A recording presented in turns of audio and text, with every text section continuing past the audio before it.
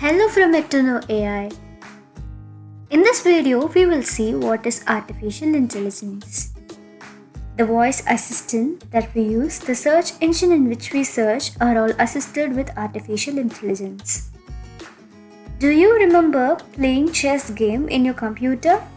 Do you know that it is one form of artificial intelligence? Yes. It was firstly invented in 1957 by an IBM engineer. It was a fully automated chess game engine. The main goal of creating artificial intelligence is to mimic human intelligence and human ability to learn, perform reasoning, problem solving, perception, and learning.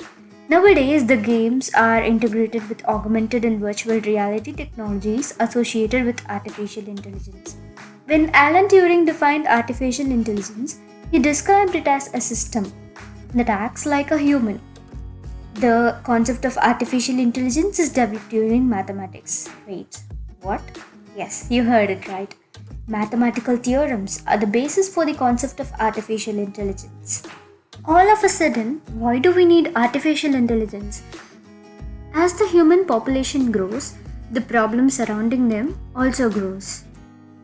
We need a system that thinks and behaves as a mastermind that could solve every possible problems that are faced by the human population. Hence, artificial intelligence was created keeping in mind four potential goals.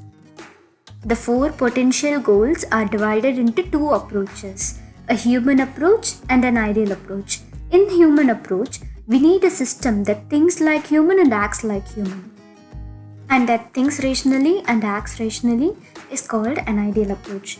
Now we have seen what is artificial intelligence and why do we need artificial intelligence. In the next video, let us see about the types of artificial intelligence and the key concepts of artificial intelligence. Thanks for watching.